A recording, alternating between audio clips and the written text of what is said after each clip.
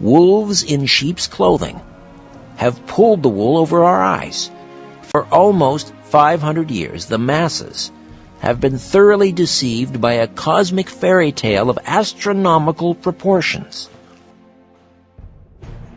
We have been taught a falsehood so gigantic and diabolical that it has blinded us from our own experience and common sense, from seeing the world and the universe as they truly are. Through pseudoscience, books and programs, mass media and public education, universities and government propaganda, the world has been systematically brainwashed, slowly indoctrinated over centuries into the unquestioning belief of the greatest lie of all time. A multi-generational conspiracy has succeeded in the minds of the masses to pick up the fixed earth, shape it into a ball, spin it in circles, and throw it around the sun. The greatest cover-up of all time, NASA and Freemasonry's biggest secret, is that we are living on a plane, not a planet. That Earth is the flat, stationary center of the universe. Eric Dubay is an American living in Thailand, where he teaches yoga and part-time while exposing the New World Order full-time. He is also the author of 4 books and president of the International Flat Earth Research Society. He joins us via Skype from his home in Thailand. Eric, welcome to The Conspiracy Show. How are you? I'm great. Thanks for having me on, Richard. Did I pronounce your last name correctly? Is it Dubay? It's Dubay. Terrific. It is, yeah. All right. My dad's a big fan of your show. He listens to every one. So, hey, Dad, I'm sure he's listening right now. Absolutely. Shout out to Dad. Thank you. Now, may I ask, is your mother still living? She is. All right. And do you want to Happy Mother's shout? Day to her as well. Exactly. Yeah. There you Shout out go. to my mom. She'll be hearing at some point. Probably not live like my dad is. All right. Now, let me reiterate again, make it very clear. I don't believe for a minute that the Earth is flat, but, as I say, I'm fascinated by the theory. I'm looking forward to speaking with you. I'm not here to mock or ridicule or ambush you or shoot you down. I'm going to sit. I'm going to listen. I'm going to ask a few challenging questions. Time permitting, we may also have some callers who'd like to ask you some questions. And to quote Mr. Zimmerman, then more than likely you'll go your way and I'll go mine. But let me begin by asking you, Eric, first the idea of a flat Earth. That was sort of the predominant theory up until, Aristotle in around 300 BC talked about the Earth being a spheroid. But how did this idea become resurrected? Bring us up to speed on sort of the modern day flat Earth society.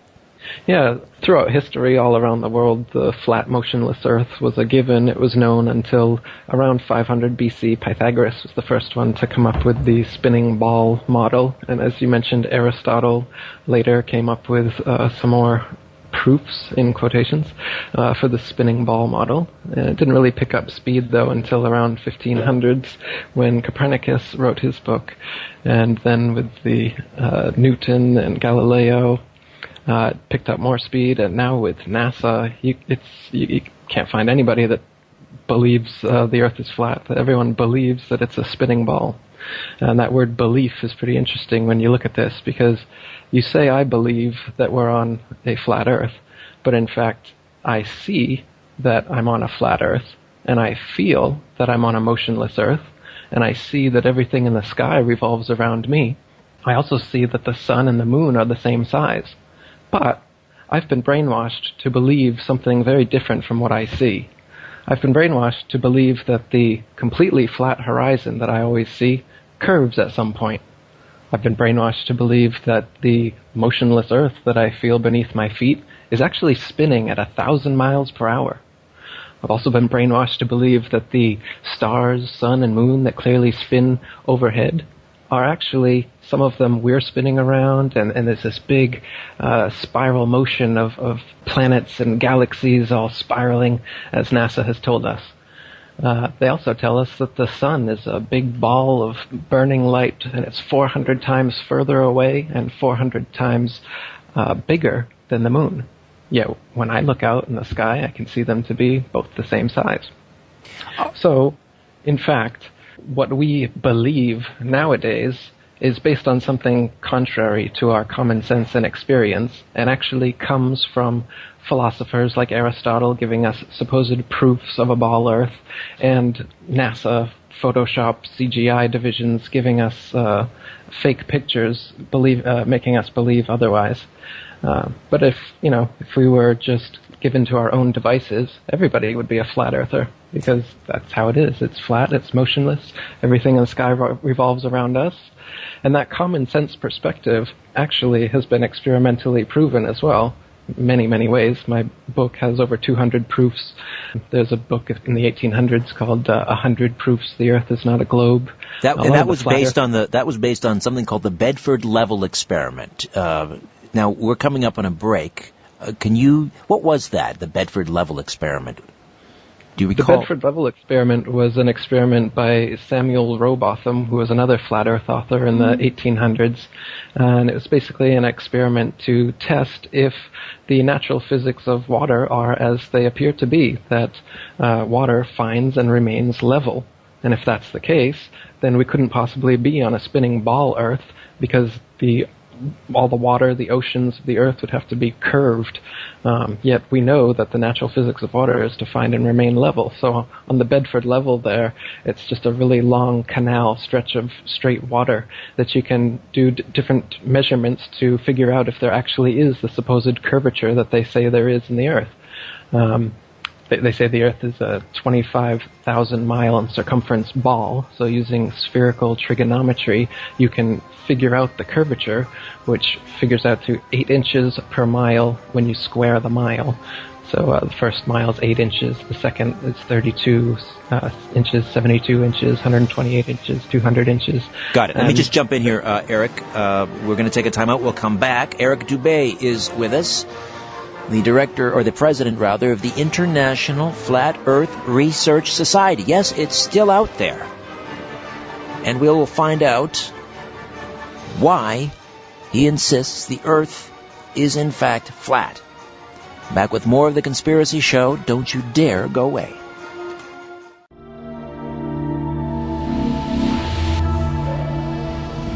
T-minus 15 seconds.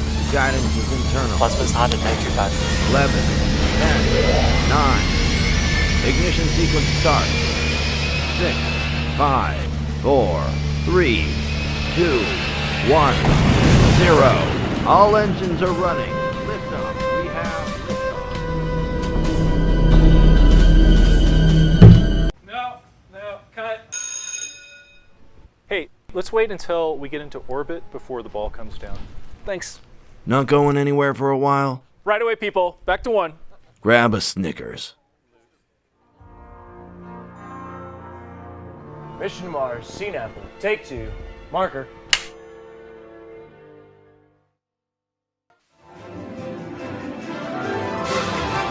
Where there's smoke, there's The Conspiracy Show with Richard Serrett. Welcome back. We have a real humdinger of an hour here. Eric Dubay is with us, joining us via Skype from his home in Thailand. And he insists, maintains most confidently that the Earth is flat. He is the president of the International Flat Earth Research Society. Now, you were talking about the curvature of the Earth. If it's supposedly curving, the curvature is approximately 8 inches per mile. So if it was just 8 inches per mile, it would be a downward straight slope. So you have to use spherical trigonometry. So it's actually 8 inches per mile when you square the mile after that. So there's an exponential drop over time. And you're able to measure, for instance, the Bedford experiment you were talking about was over 6 miles. The Earth should drop 16 feet. So you should be able to measure that. And it's never been measured, whether using telescopes, binoculars, flags, lasers.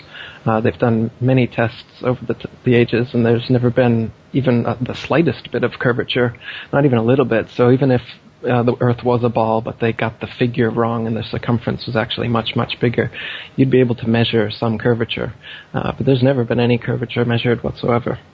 All right. What is, if the Earth is flat, We can't show people visuals, but give us a mental picture. What does this plate look like that we're all riding around on, or standing on, rather? It's stationary. Sure. But what does it look like, this plate? The azimuthal equidistant projection map that the USGS actually uses is the flat Earth map. The UN logo is another example of it. The UN logo is actually a flat Earth map with divided into 33 Masonic sections, by the way. But you can just type in flat Earth map on Google, and it's a disc shape. The North Pole is in the center. All the continents go out from there, and Antarctica, instead of being a ice continent on the bottom of the globe, it actually surrounds us 360 degrees. And how far that ice goes outwards is unknown at this point. So there's a cover-up. That's what the Antarctic Treaty is all about. That's why you can't independently explore Antarctica.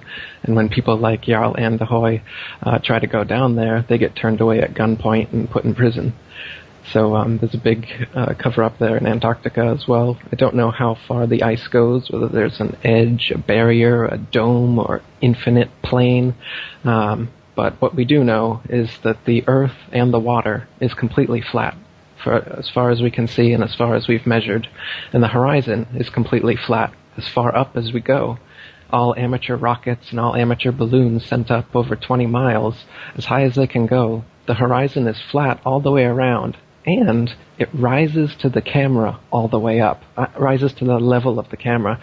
Now, this is totally impossible on a ball. No matter how big the ball was, as you rise up, you have to look down to see the curvature, look down to see the horizon.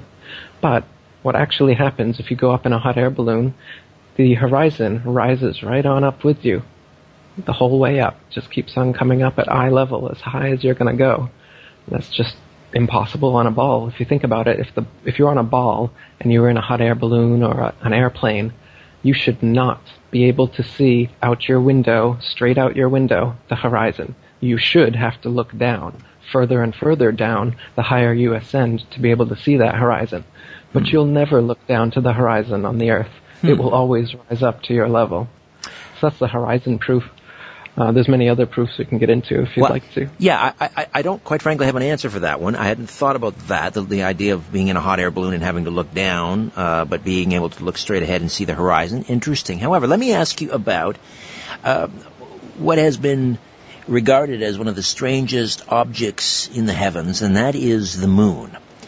And it's strange for a lot of reasons, but I bring up the moon now because the idea that if the Earth is, in fact, a sphere and is rotating, that would account for this oval shadow that it produces each and every lunar eclipse. Does that not prove this oval shadow that can be seen on the moon each and every lunar eclipse? Does that not prove, Eric, that the Earth is not only round but spherical? Well, this is one of those proofs, in quotations, that I was telling you about. They claim that the shadow that goes across the moon during a lunar eclipse is actually the shadow of the ball Earth. And that's a proof that the Earth is a ball, because you can see the ballish shadow eclipsing the moon. Now, in fact, it's been on record over 50 times in the past 2,000 years that there's been a lunar eclipse while the sun is still in the sky in the same vantage point that you can see an eclipse. Now, this makes their theory impossible, because their theory maintains that the sun would be behind the ball Earth and the moon would be in a 180-degree syzygy, so they would be in a straight line, and that's the only way that you could get the ball Earth shadow on the moon from the sun, is if the sun was lighting it from behind. But, as I said, the sun is in the sky many times while these eclipses are happening. You can clearly see them both. So the angle is not there. It's absolutely impossible that what we're seeing is the shadow of the Earth. And in fact, if you look at ancient astrology, ancient astronomy, you'll find that what does eclipse the moon is called Rahu, R-A-H-U, or the black sun. It's a third celestial body that they don't tell us about that is the same size as the sun and the moon that eclipses them. It's a dark body. And that's what causes eclipses, not the Earth's shadow. Are you referring to, when you mentioned this third celestial body, what some have called Nibiru or Planet X? Interesting. I haven't thought of that idea, whether they go together at all. I haven't looked too deeply into the Planet X Nibiru thing because it's all based on this spinning ball Earth cosmology, and it just seems like, Zecharia Sitchin, his Masonic work on it, it all puts me off the wrong way. It looks like more NASA style science fiction. So okay. I haven't looked too much into the Planet X Nibiru thing, but I suppose very well could be some sort of crossover in the mythologies. Are there, according to the Flat Earth research, does that then preclude the existence of other spheroid celestial bodies? Does that mean that all planets are flat, or are we the only sort of plate? Right.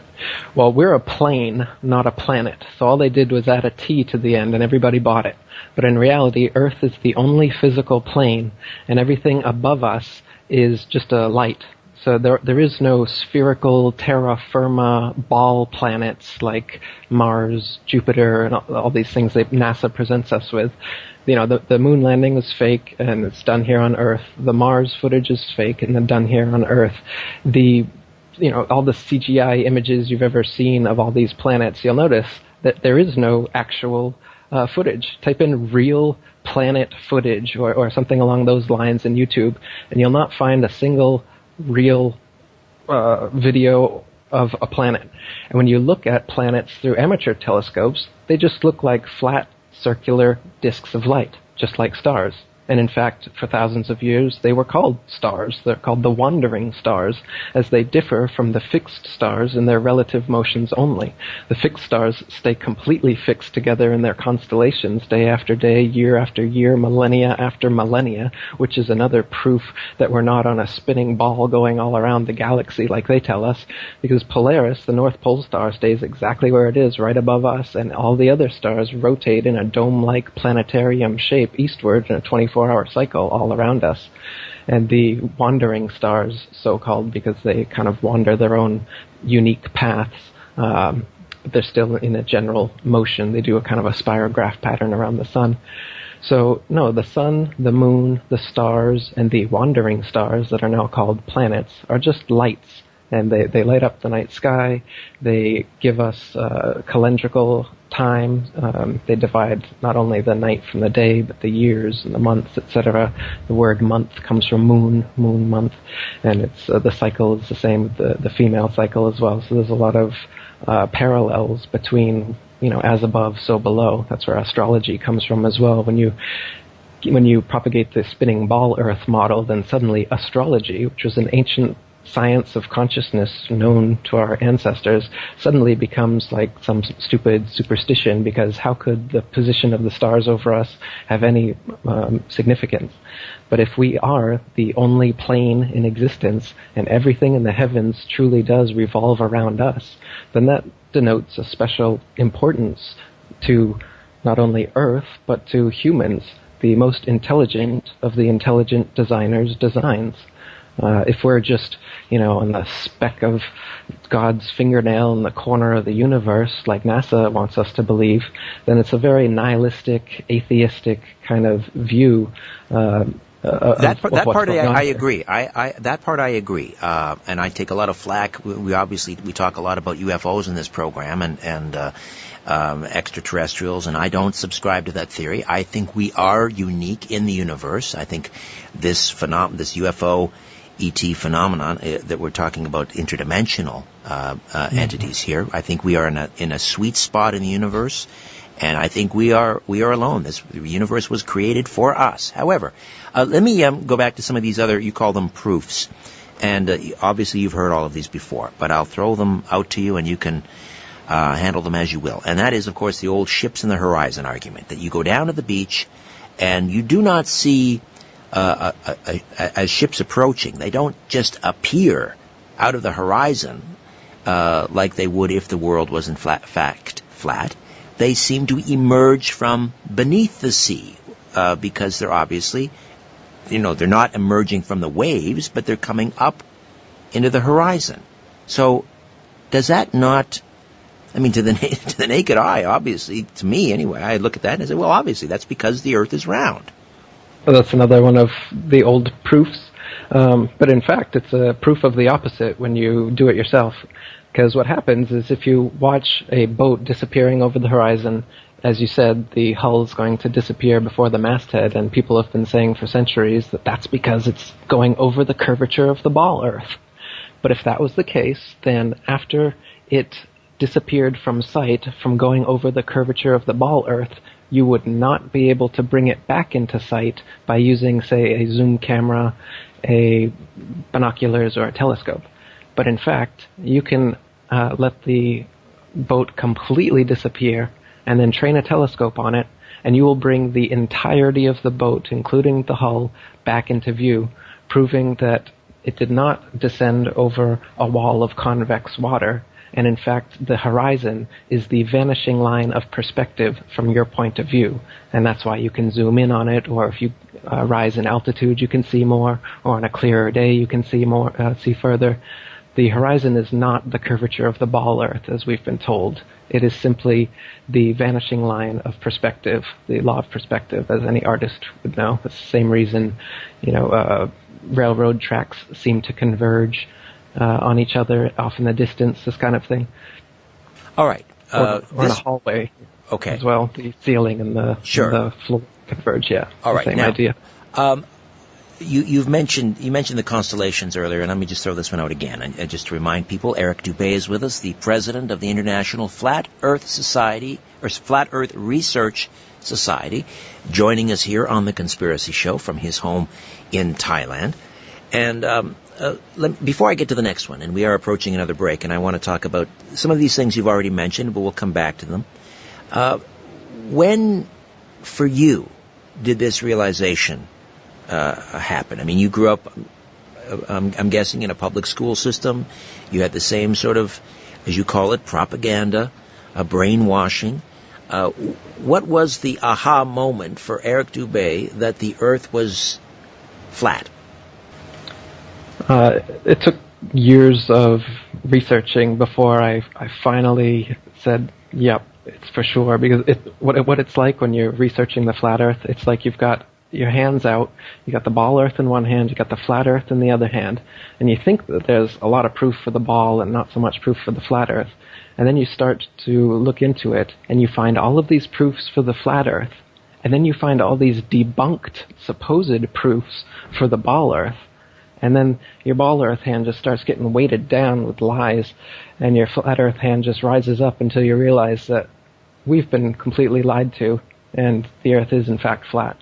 So I would recommend that this process will certainly happen to everyone who reads my book, The Flat Earth Conspiracy, and I've gotten rave reviews saying so. And also, you can check out all the 1800s Flat Earth material. That's where my main aha moment came from. I was reading Robotham's books, Carpenter's books, like we talked about, 100 Proofs the Earth's Not a Globe, this one called Zetetic Cosmogony and Zetetic Astronomy. These are both good ones. If you come to my International Flat Earth Research Society, it's ifers.boards.net, IFERS. I've got all those books there and many other materials that you can look through. How many members do you have? How many members do you have at the International Flat Earth Research Society? I just restarted it. As you mentioned, the International Flat Earth Research Society was the first Flat Earth Society in the 50s, and then Leo Ferrari's came along in the 70s, and then his is the only one that existed in the form of the Flat Earth Society online. And so I just restarted the International Flat Earth Research Society just a few months ago. So we've got about 500 members and about 800 guests visiting every day at the moment. But any scientists, astronomers that are part of your organization? Yeah, we just had one join. She went to school for astrophysics, and she didn't finish her degree, she said, and she's quite glad now that she started looking into everything. Interesting. All right, Eric, stay put. We'll come back on the other side. The flat Earth. Believe it or not. Come back and listen to some more of my conversation with Eric Dubay right here on The Conspiracy Show. Big Brother is listening, and so are you, to The Conspiracy Show with Richard Serrett. Welcome back. Eric Dubay joining us live from Thailand via Skype, talking about the flat Earth. I was on my lovely bride, the mighty Aphrodite, is in Greece at the moment, and we were on FaceTime at about 5 o'clock this afternoon, and she was getting ready for bed. It was midnight in Greece. So we have time zones, the idea of time zones. Do not Eric, the existence of time zones. How can we have time zones if the Earth is flat? I mean, we should all be seeing the sun. I mean, if the Earth is not rotating on its own axis, then we should all be experiencing, the same daylight at the same time, shouldn't we? The sun is not 93 million miles away, as we're told, nor is the Earth a ball spinning around it. In fact, the Earth is a flat plane, and the sun is a disk that spins over and around the Earth in circles every day. Same with the moon. If you can imagine the yin-yang sign, the Chinese yin-yang symbol is actually a symbol representing the sun and the moon's path over the flat Earth. So imagine the yin-yang spiraling in a circle. The sun, you can't see the sun all over the Earth from every point at all times. And time zones are caused by its motion over the flat Earth, over and around it. So every 15-degree demarcation point around the circle is 1 hour, and it will do this 24 times a day. So time zones are caused by the sun moving over and around the Earth, not by the Earth spinning around the Earth spinning, as they say. All right. Gravity. We have to talk about gravity. And if the Earth is a sphere, then, no matter where you're standing on a sphere, because it's a consistent shape, you have exactly the same amount of sphere under you. So the center of gravity doesn't change wherever you are on the sphere. But if you're on a plane, a flat plane, think about, spinning a dish around or something like that, a dinner plate. The center of mass in a flat plane is more or less in the center. Are we in agreement so far? The center of mass? The center of mass of a flat plane is in its center, more or less. But it's not spinning, though, right? It's stationary. And the mass is distributed all over the Earth. I don't know how much more mass there would be at the very center than in Antarctica or in the continents. So I wouldn't quite say that, no. That's true. If it's not spinning, then the center of gravity would be consistent. Okay. Right. Now, gravity doesn't exist. Gravity is just their catch-all term for what they can't explain. So they say that the reason that the oceans, buildings, and people don't fall off the underside of the ball Earth is because of gravity. It holds us on. They say the reason that you don't feel the 1,000-mile-per-hour spinning atmosphere going eastward all the time is because gravity pulls the atmosphere along with the spinning ball Earth just so perfectly so you don't feel it. They say gravity causes the moon to orbit the Earth and the Earth to orbit the sun, and gravity actually is what caused the sun and the moon and the Earth and everything to form in the first place in their materialistic cosmology, where they try to get rid of God and they use gravity instead, another G word, and gravity is actually what created the planets and the sun and the moon and everything, and gravity caused the Big Bang, and gravity pulls the ocean's tides. Interesting how gravity supposedly pulls the ocean's tides, but it can never reach the lakes, ponds, marshes, and other bodies of water, can it? It just pulls the oceans. Nice. Gravity, that's gravity for you. But in reality, everything that nowadays is explained through gravity was already explained adequately through the laws of density and buoyancy. So if you drop a feather and it slowly floats to the ground, or you drop a brick and it drops right to the ground quickly, or you fill up a helium balloon and it rises, or you fill up a hydrogen balloon and it rises even faster, this is all based on density and buoyancy has nothing to do with gravity. Gravity is this fictional pulling force that they say pulls us to the center of the ball Earth and keeps us from falling off of it. But they can't actually show you any example of some mass, by virtue of its large mass alone, causing other masses to stick to or orbit around it, as they claim gravity, this force gravity does. So gravity was given to us by a knighted Freemason, Sir Isaac Newton, who just took the pre-existing laws of density and buoyancy and applied it to the budding heliocentric spinning ball model. And that's what we're taught in schools nowadays. All right, we'll take another time out. I've been on a plane. I've, fairly long trips on a plane. And it seems planes can travel in a relatively straight line for a very long time and not fall off any edges. They can, and also theoretically some do, actually circle the Earth nonstop. So we'll find out what that portends. What does that mean in terms of a flat Earth theory? Back with more of my conversation with Eric Dubay here on The Conspiracy Show. Stay with us.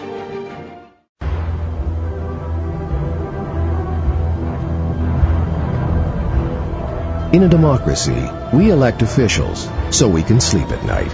So why are you up? All right, we are back. Our last segment with Eric Dubay, president of the International Flat Earth Research Society, joining us live on the line from his home in Thailand, or I should say via Skype, here on The Conspiracy Show. Now, people may remember, it's long gone now, but the Concorde, the superjet, and this was a phenomenal aircraft. This thing, its top cruising altitude was something like 60,000 feet. That's about 11 miles high. And, I've seen pictures taken from the Concorde. I'd like to know how you respond. I mean, when you see pictures taken from the Concorde, 11 miles up, you can clearly see the curvature of the Earth, Eric. Are those photos faked, or how do you respond to that? Well, the fact that you see the horizon out your window at 60,000 feet at eye level, as I said, already tells you that the horizon is flat. It couldn't possibly be curved and still be out your window at 60,000 feet because you're above it. No matter how big the ball is, they say it's 25,000 miles in circumference. Imagine it was 25 million miles in circumference. If you're 60,000 feet above it and you look straight out your window, you should be looking off into outer space, shouldn't you? But you won't. You'll be looking straight at the horizon. And if you see that the horizon warps a little bit, it's because of the curve in the window. There's a curve in every commercial airplane window. Or a wide-angle fisheye lens, like in the Red Bull dive. You'll notice they used on the outside cameras for that Red Bull dive, Felix Baumgartner did, the outside cameras are fisheye lenses. And so the supposed curvature of the Earth starts right from the base of the Earth all the way up to 128,000 feet. The curve remains the same because it's not the curve of the Earth, it's just the curve of the camera. So when you're seeing, and as I mentioned, there's amateur rockets and balloons that have been sent up over 20 miles, so much higher than the Concorde, and it's still completely flat all the way around and rises to eye level. When we look over the 60, nearly 60 years of manned missions to space, and we begin with people like Yuri Gagarin from the USSR back in 1961, and again in 61 we had German Titov, and of course we had the Americans, Alan Shepard and Gus Grissom and John Glenn, in around the same time. This space race between the Americans and their enemy, the Soviets. If the Earth was flat, why wouldn't the Americans' enemies blow the whistle? Why would they maintain this conspiracy? Well, first of all, Russia and America or any other statist nation are not enemies at the highest levels. They're all friends and they're all Freemasons, and usually members of other secretive organizations as well. So the idea that America and Russia are enemies is just like the idea that Macho Man Randy Savage and Hulk Hogan are enemies, but in reality we know that's fake. And the space programs all over the world are fake. The French program's fake. The Russian program's fake. NASA's fake. The new Japanese and Chinese programs are terribly fake. If you take a look at some of their images, they're much worse than the NASA ones. They're even easier to debunk than the NASA images. So these space programs are just a way to fleece the populations from their tax money. NASA's got hundreds of billions of dollars in their pockets to give us crap CGI photos and brainwash the whole world. So the fact that there's space agencies all over the world that are doing this now doesn't actually mean anything, because they're all part of the deception anyway. Anyone selling you a spinning ball Earth is leading you up a creek without a paddle. Well, let's talk about the nature of the deception. What is the point of trying to brainwash the masses that we are living on a plate and not a planet? What purpose does that serve? Well, this is speculation now, because I'm not the person enacting this deception. As I just said, NASA and the other space agencies certainly are some of the biggest black budget black holes in existence. So there's definitely a profit motive to do this. Just as there is with any deception or manipulation, you fool people into giving you money. And these space agencies aren't the only example we see of governments doing that to us. So they're definitely fooling us into giving them money. But beyond that, there's a spiritual nature to this deception, where they're materialists, and they're trying to come up with this whole cosmology, this whole Big Bang idea that can erase God from existence, erase intelligent design, and maintain that just physical matter, gravity, their God, causes a Big Bang sneeze, a creationary explosion, and all this stuff just coalesces together into this perfect Earth and, celestial bodies and everything that we see around us. To me, I don't know what you think, Richard, it's pretty obvious that we're in an intelligently designed system here. I agree with you, 100%. I agree with you. But I don't see how it follows that if you allow for the existence of spheroids in the universe, that takes God out of the equation. God could just as easily...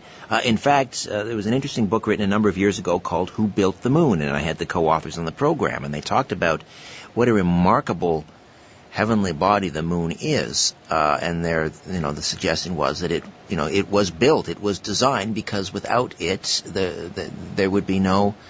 if the Earth or the Moon and the Earth were in exactly the distance that they are apart, there would not be intelligent life on Earth. So it's as if the Moon was designed. And they went off on a theory about perhaps it was time travelers and so forth. But, I mean, it was designed, yes, it was, by God, as the universe was. Why can we not have God and spheroids at the same time? Oh, well, I mean, spheroids are just a tiny, tiny part of it, right? The spheroid model is just how they tried to fit in all the phenomena. But nowadays we've got the Big Bang, evolution, dinosaurs. They've built this whole thing up so that people think that we're coming from nothing. Everything came from nothing. And so there is no spiritual layer to existence. There is no God. Everything is material. Everything is physical. Those status and selfishness, materialism, it fits into these psychopaths that control everything. It fits into their ideology. It also fits into their consumer mentality they'd like us to have, so that we just keep buying their products and believing their baloney that they sell us. They set themselves up as the authority. It's like I told you at the beginning. If you just look out, you can see the horizon's flat. You can feel that we're not moving. You can see that everything's revolving around us. But then Neil deGrasse Tyson or Carl Sagan comes along and says, "Oh, silly, you believe your senses? You believe your own eyes? Don't do that. Believe me. Here, I'll show you some CGI. I'll show you a documentary. I'll show you a spinning ball Earth." And then suddenly you abandon your own senses, your own common sense, your own experience, and you prostrate yourselves at the feet of these authorities, and you just believe everything they say. So nowadays everyone is believing that they're on a spinning ball instead of seeing and feeling that they're not. Is it difficult for you in society in general? I mean, when people know that you are a flat earther, does it make life difficult for you, uncomfortable? Not at all, no. It's much better knowing the truth and living it and spreading it. And no, I've been in the conspiracy scene, writing conspiracy books and stuff for 10 years, so I'm quite used to people ridiculing stuff they know nothing about, and it doesn't affect me. And if I may ask, how does your you mentioned your father because he's a fan of the program and so forth. How do you discuss this with him? Does he engage you? Does he believe? Does he share your theory?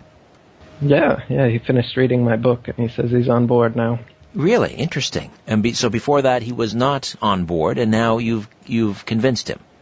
Yeah, actually, everyone that that's been in contact with me who has read my book is a flat earther now. I haven't heard of anyone who's read my book and still believes the spinning ball. That's fascinating. And do you, if I can use the term, do you proselytize? I mean, do you go out and try and convince other people, or do you simply allow them to come to you and ask you about it? Sure, all of the above. I make a lot of YouTube videos. I have some blogs and websites, books. I go on forums. I have my own forum. Yeah, I've definitely been proselytizing this and other conspiracy truths for a long time. Have you offered to debate, let's say, a non-flat earther, let's say at some academic institution, an astronomer, an astrophysicist? Have you ever offered to debate any of these individuals, and have they ever accepted? No, but I would be interested, especially some of the bigger NASA names like Neil deGrasse Tyson. I'd love to debate him. And you're confident that you would emerge victorious? Sure. There's not even a shadow of a doubt in your mind that the Earth is flat? No, I researched it long enough to make sure that I was correct. It's fascinating. And still researching it now today. I don't have answers for everything. Like I told you, what's beyond the Antarctic ice and stuff, I don't know. There's still mysteries to it. But as far as whether the Earth is spinning or a ball, no, it's absolutely not. What about, I mentioned the transit, these long flights. Airplanes can now circumnavigate the globe, they would say, as one of the proofs that we are not living on a flat Earth. That you can fly around the Earth nonstop. Right. But you can fly around a flat plane as well. And so all these people from Magellan up to current plane circumnavigations are just going east to west around the flat Earth. They're not going under the supposed ball under Antarctica. There are no routes that go straight over Antarctica, as there should be, such as Australia to South America and some other routes like this. The straightest line path, if we are on a spinning ball Earth, is to go straight across Antarctica. But they never do that. They take the long route around. And when you ask them, why do you take the long route around instead of just going straight, they say, it's too cold. The planes can't handle it. But of course, this doesn't make much sense when they're supposedly out there in outer space and have gone to the moon where it's much colder and much hotter, and they have the technology to do that. So why can't they just go straight across Antarctica with these flights? They never do. So circumnavigation is only east to west, and that's possible on a plane as well as a globe. So this supposed proof doesn't actually prove one way or the other, because it's possible on both. You mentioned that the United Nations flag is, in fact, a depiction of a flat Earth. So what are they trying to tell us? They're trying to clue us in? Are they teasing us? Why would they do that? Well, it's not only is it a flat Earth map, but it's divided like a bullseye target into 33 sections. And, Freemasonry has 33 degrees. Right. So, and it's also blue, like the first 3 blue degrees of Masonry. So to me, the flag, the logo, is like a big nudge, nudge, wink, wink for the Freemasons of the world. It's the biggest and oldest secret society in existence with over 5 million members worldwide. And they're the ones who are behind this spinning ball deception from the get-go. So it's kind of a way for them, just like all the symbology they use in Hollywood and elsewhere, it's a way for them to communicate to each other, like, hey, we know what's going on.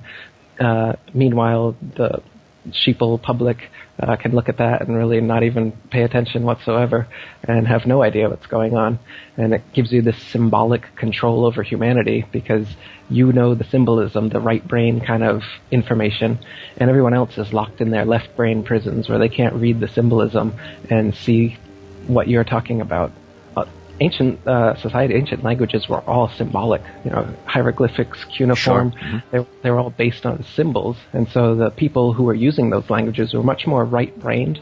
They're much more right-brained. Well, actually, they're probably even nowadays we're overly left brain if you look at a CAT scan. I think that's absolutely true. Eric, I wish we had more time. Perhaps we can, maybe I can arrange for a debate on this program, if you'd be good for that, and I'm sure you would be. Eric, a real pleasure meeting you. Thank you. Leave us with a website again. Yeah, it's AtlanteanConspiracy.com. A pleasure to meet you, and thanks for sharing. Thank you. It's good talking to you. You too, likewise. Eric Dubay, President of the International Flat Earth Research Society. Fascinating. My website, richardsyrett.com. Say hello on Twitter @RichardSyrett. And as always, wherever it leads, follow the truth.